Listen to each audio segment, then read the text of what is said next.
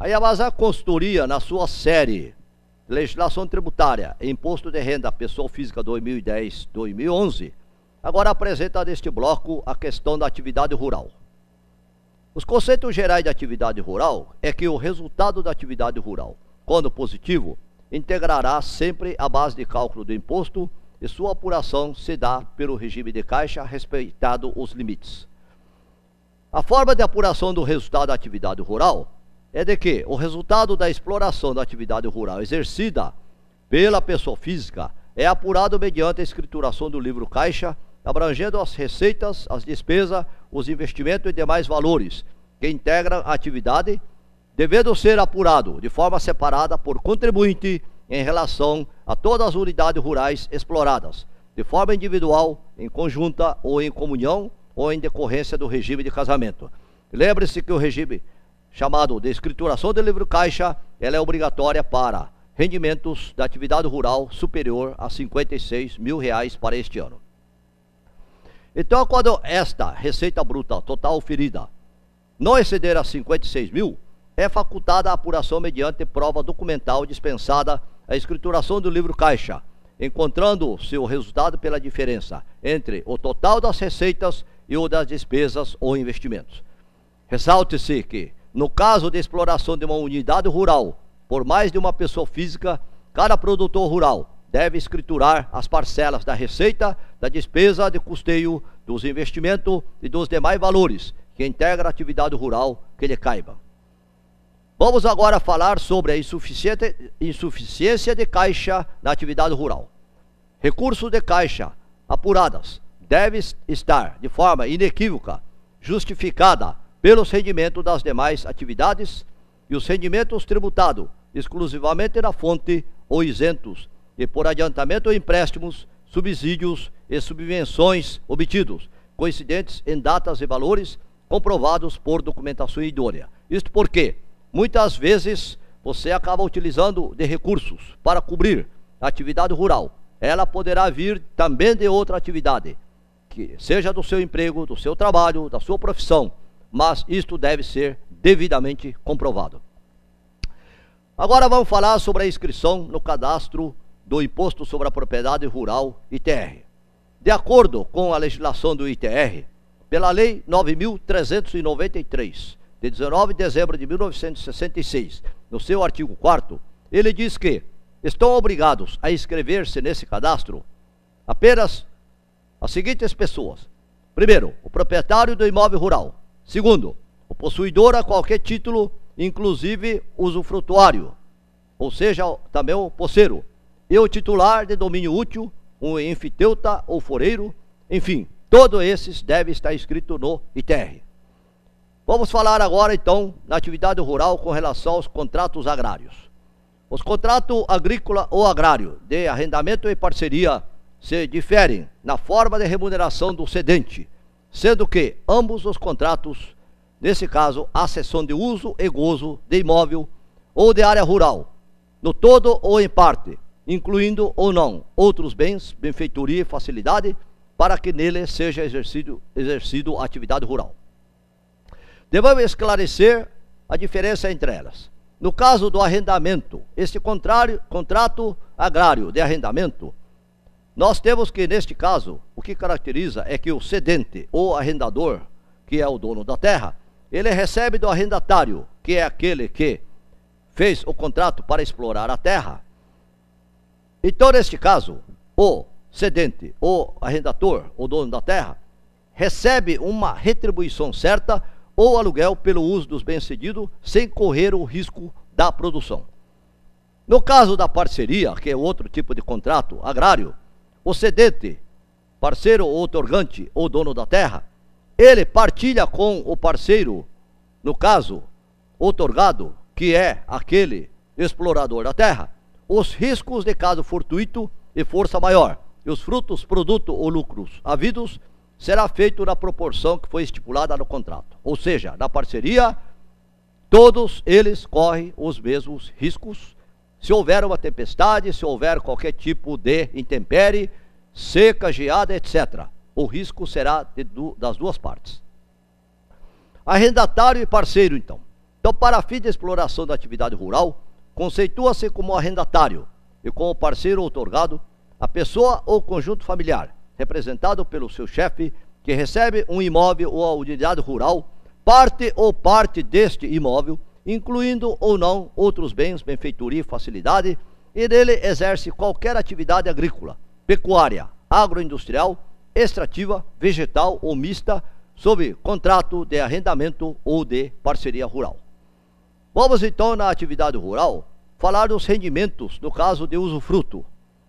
No caso do usufruto, nós temos que o usufrutuário, que é o que explora a terra, que está desfrutando, gozando do poder de explorar a terra, ele deve tributar os rendimentos de acordo com a natureza destes, ou seja, deve apurar o resultado da atividade rural, desde que exerça essa atividade no imóvel rural, objeto do fruto, do usufruto.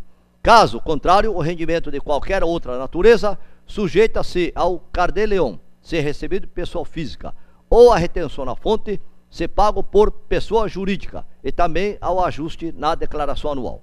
Destaque-se que o usufruto deve estar formalizado em escritura pública transcrita no registro de imóvel competente. Vamos falar ainda na atividade rural dos animais em propriedade de terceiros. Caso o contribuinte tenha recebido de pessoas físicas valores relativos a animais que possua em propriedade de terceiros, será dado o seguinte tratamento tributário. Primeiro, se essa pessoa explora atividade rural na propriedade de terceiros, como arrendatário ou como parceiro, as quantias oferidas nessa atividade são incluídas na receita da atividade rural explorada se for parceiro, e se for arrendatário, será considerado não como atividade rural e irá para o cardeleon. Excetuada a hipótese acima referida, então os rendimentos auferidos na venda são tributados como ganho de capital, se essa atividade não for exercida com habitualidade. E se houver habitualidade e fim especulativo de lucro, a pessoa física é considerada empresário, empresa individual, equiparada à pessoa jurídica, sendo seus lucros tributados nessa condição. Nesse caso, nós temos que lembrar que todo aquele que adquire, no caso, gado, por exemplo, e ele faça a venda deste gado antes de 138 dias em regime de pastagem, aí ele terá que pagar como ganho capital este lucro. E se ele estiver explorando este gado em regime de confinamento, e se ele adquirir um gado e ficar menos de 52 dias e vender, aí o lucro auferido não será considerado atividade rural, e sim ganho de capital. Vamos falar agora em hospedagem de animais em aras. O valor correspondente a este rendimento não é tributado na atividade rural, também devendo ser tributado como aluguel, arrendamento, sujeito-se ao cardeleon, se for recebido de pessoa física, ou retenção na fonte, se for pago por pessoa jurídica. Rendimento da avicultura. A avicultura é considerada pela legislação tributária como atividade rural. Nela é incluída a produção de ovos, que não se descaracteriza como tal, em virtude da utilização de máquinas para lavagem, classificação e embalagem de ovos. Vamos agora para a venda de árvores plantadas em uma propriedade rural. Os rendimentos recebidos na venda de árvores plantadas têm o seguinte tratamento. Primeiro, se as árvores plantadas são decorrentes do cultivo de floresta exercido pelo alienante, pelo produtor rural, as quantias recebidas são incluídas na receita da atividade rural explorada. Segundo, se as árvores plantadas não são decorrentes do cultivo de floresta exercido pelo alienante, os rendimentos auferidos à venda são tributados como ganho de capital, se esta atividade não for exercida com habitualidade, ou se houver habitualidade e houver fim especulativo de lucro. Aí, nesse caso, a pessoa física é considerada, então, empresário ou empresa individual e é equiparada à pessoa jurídica. Vamos lá para o caso, então, de venda de produtos da atividade rural aos centros de abastecimento. O produtor rural que em seu nome vender produtos de sua atividade rural diretamente a centro de abastecimento, fornecendo notas de venda para atender a exigência do fisco estadual, não perde a condição de pessoa física, devendo os rendimentos derivados dessa atividade compor também o resultado da atividade rural. Vamos agora para o caso de adiantamento utilizado para aquisição de bens. O valor recebido por conta de adiantamento de recursos financeiros referente a produto rural a ser entregue ano posterior, informado no campo apuração do resultado não tributável demonstrativo da atividade rural, deve ser usado pelo contribuinte na forma prevista do contrato firmado entre as partes e, neste caso, os respectivos valores não podem justificar acréscimo patrimonial. Vamos para o caso de empréstimos ou financiamentos rurais. Neste caso, deve-se comprovar se os empréstimos ou financiamentos obtidos forem especificamente para emprego em atividade rural, ou seja, se foi aplicado em custeio ou investimentos, e se for utilizado então nessa atividade chamada atividade rural, como estabelece então a legislação tributária. Em caso afirmativo, os respectivos valores não podem justificar acréscimo patrimonial, devendo ser informado em dívidas vinculadas à atividade rural, do demonstrativo de atividade rural e o saldo devedor ao final do ano calendário. Produtos estocados e ainda não vendidos. São os casos de produtos que o agricultor entrega para a cooperativa ou qualquer outro cerealista. Os produtos da atividade rural exercida pelo contribuinte estocado e ainda não vendido, ou também estocado no seu armazém, inclusive produzir no ano calendário se referir à declaração, deve constar na ficha bens da atividade rural do demonstrativo da atividade rural com a discriminação da quantidade, espécie de produto existente no final do ano, sem indicação do respectivo valor. Venda de propriedade rural durante o ano calendário.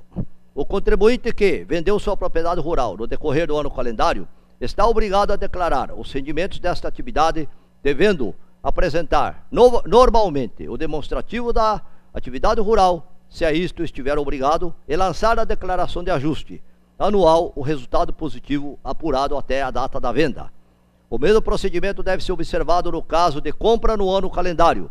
Além disto, deve ser apurado o ganho de capital quanto à diferença da terra nua, se for o caso, bem como deve ser tributada a receita com a venda de bens e benfeitorias, caso este tenha sido ocorrido separadamente.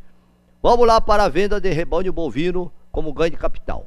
Já como explicamos, não se considera atividade rural a venda de rebanho bovino anteriormente comprado em poder do contribuinte, se este for inferior a 52 dias, no caso de confinamento, ou 138 dias nos demais casos. Aí será tributado como ganho de capital. Atividade rural exercida no exterior.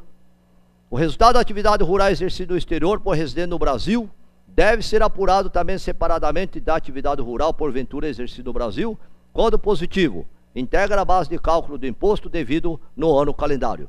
Na apuração do resultado, que deve ser feita de forma separada para cada país onde a atividade rural foi exercida, na moeda original e posteriormente convertida para dólares, e em seguida totalizada pela soma algébrica do resultado em reais, só aplicada a mesma norma prevista para contribuinte que exerce a atividade no Brasil. Atividade rural exercida no exterior. E é vedada a compensação de resultado total negativo do exterior com resultado positivo do Brasil ou de resultado negativo do Brasil com resultado total positivo do exterior, sendo porém permitida a compensação de resultado total negativo do exterior com resultado total positivo do exterior de anos anteriores, segundo a mesma regra prevista para a compensação de prejuízos apurados no Brasil. Ainda, atividade rural exercida no Brasil por não residente.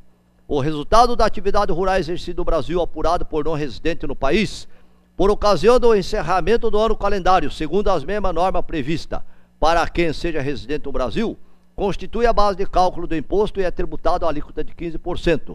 Quando recebido por residente em país com tributação favorecida, a alíquota já é de 25%. A apuração deve ser feita por procurador, a quem compete reter e recolher o imposto devido na data da ocorrência do fato gerador. E na apuração do resultado da atividade rural exercida no Brasil por não residente no país, não são permitidas, primeiro, opção pelo limite da base de cálculo, a razão de 20% sobre a receita bruta, e segundo, a compensação de prejuízo apurado.